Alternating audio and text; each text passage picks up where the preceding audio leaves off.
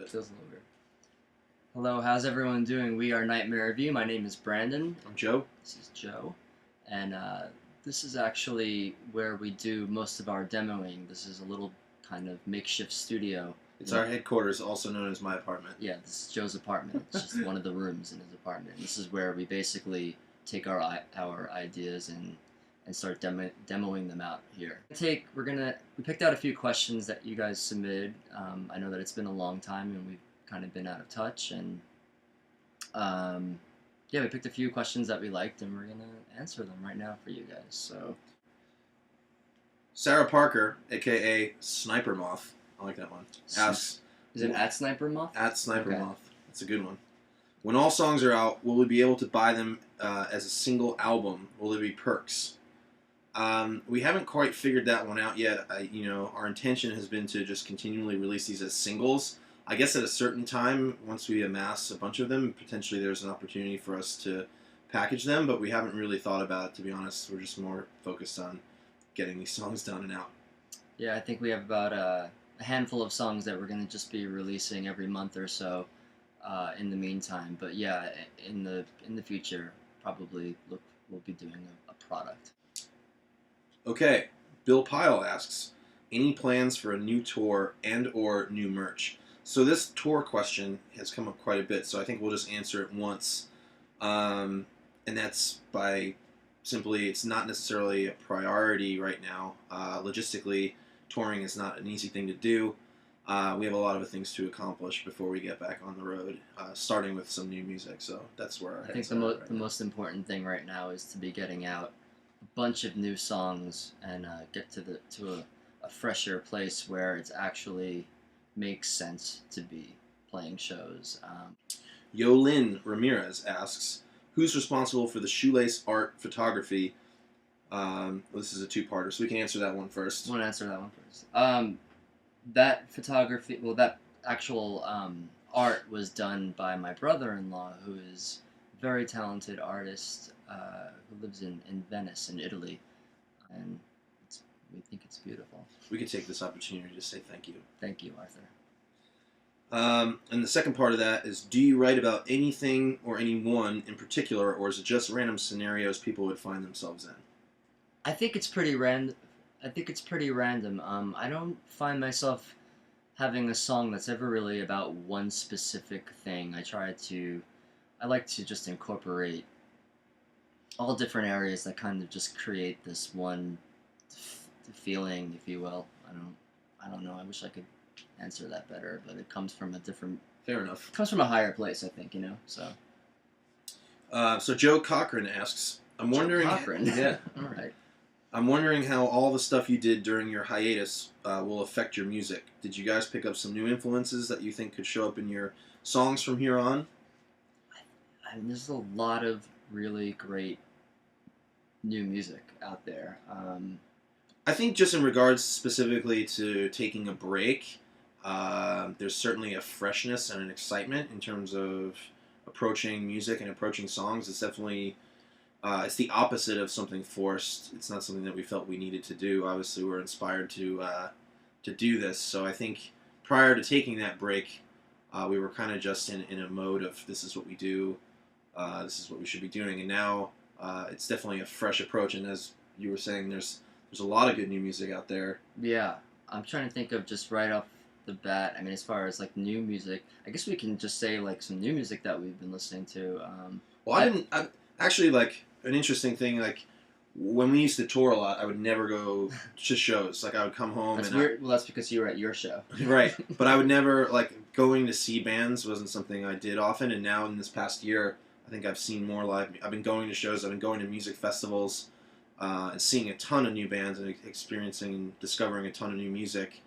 A couple of those bands, The War on Drugs, Girls, Dr. Dog. I think I don't even think they're that new, but they're new for me. The Wave Pictures I really like a lot, and what was that other band that I liked? Washed Out. Real Estate. There's a band in Estate. Brooklyn called Hospitality that I really like. Tame Impala from Australia. There's a bunch of stuff. I think probably at some point we'll put together a playlist of what we're listening to. And It's pretty much half done, actually. So Yeah. look for that very soon. Actually, we're gonna put together a playlist of everything that we've been listening to, new and old. maybe you like it, maybe you don't. Yeah, maybe something. Okay, so we answered that one. Cecilia wants to know, what is your favorite memory as Noi? Oh my God, that's there's so many good memories. I could say personally, some of I know mine. my favorite memories were some of the very first early on shows that we did in Long Island. Whether not necessarily our first show, but the early ones, there was a lot of excitement. Like it was like just a really really exciting time. As a new band, we had already had great audiences coming out, and it was like really exciting to be in our hometown and playing some big shows. I think there's something about the beginning of a band that can never ever be recaptured again. That just excitement. It's you can never actually match that feeling. I don't think because it's just new and we're never going to be a new band again. And I think tracking that first album out in California was just one of the best moments in my life. That was like we were living out there for about 2 months, and it was just so much fun. We had such a blast, and it was just an incredible experience. Yeah, that was definitely a unique time. Jeff Lavender, hey Jeff. Jeff asks, will you ever release a studio version of Long Island? There are a couple of people who asked this question. You want to take that one? Sure. Yeah, we've actually gotten a lot of questions about the song Long Island. We do have obviously you guys. I remember what that song is about. Oh yeah, that was about my apartment fire. I had a fire in my apartment, where I lost everything, and no big deal. And um, anyway, yeah, I remember we streamed a demo version of that, and it didn't make the Bang was that no, it didn't make Infomaniac, but I remember, yeah, we streamed it. If anyone has that demo, if they could send it to me. I don't have it. Do you have it? Probably something. I think that we are gonna probably release. Jeff, send it to us. Jeff, if you have it.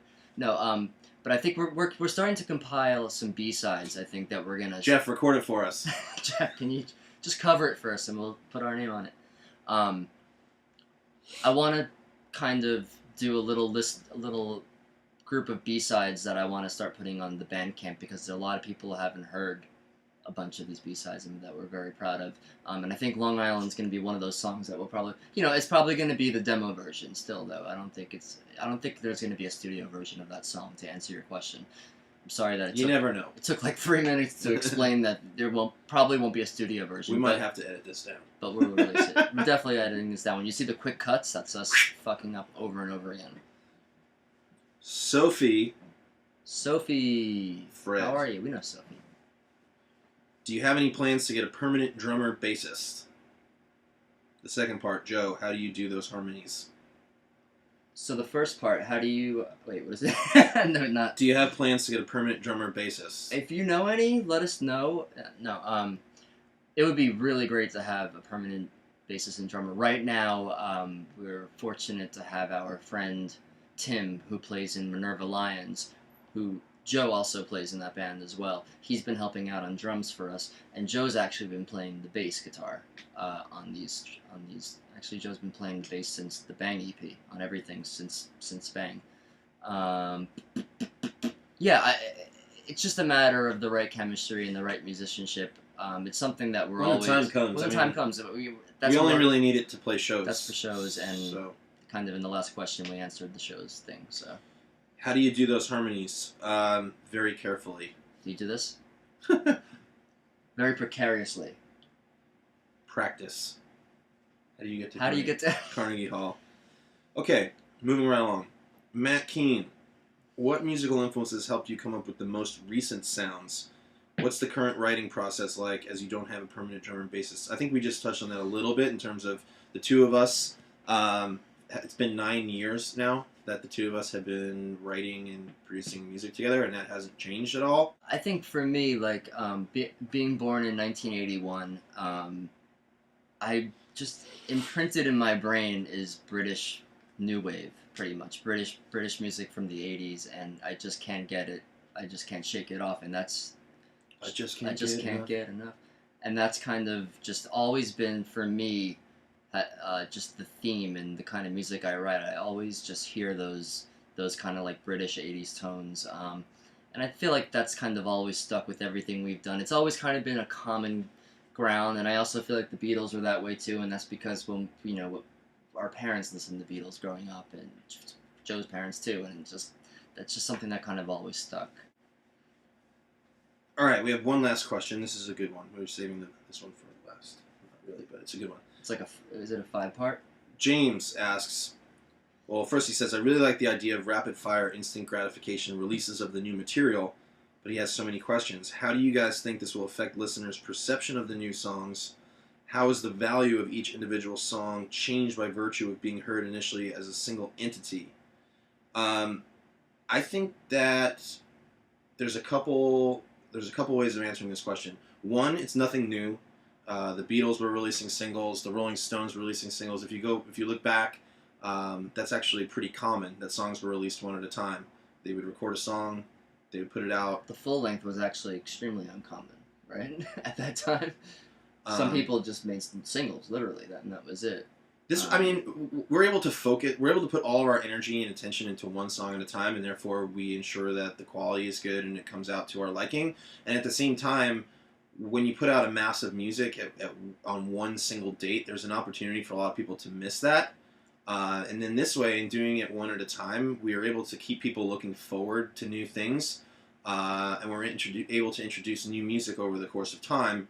I think one of the examples that when we first talked about the idea was like a TV series. One of your favorite television shows, you wait, whether it's every Sunday night or whatever the case may be, and you have that new episode to look forward to every week. We're unfortunately not doing it that frequently, but still, it's like, have a song that you like, listen to it until you're sick of it, and then we'll give you another one. I mean, and I think it's exciting. That's exciting for us too. It's nice to have something totally new to look forward to be working on that month, literally mixing it that month and then putting it out. It keeps things very fresh for us as well. And I think we live in a time right now where it's like putting out a full length album. There's not a lot of attention span going on, and I think that just having one song at a time is just really digestible to the times we live in right now. This is entirely too long. Yeah, we're gonna have to cut this, but okay. Well, those were definitely our favorite questions, and thank you to everyone who submitted some questions. The ones that we didn't answer, we're gonna be personally answering them anyway at some point this week. So thank you again, and we look forward to putting out the next song in a few weeks. Give us a kiss, and Adios. thanks. Bye.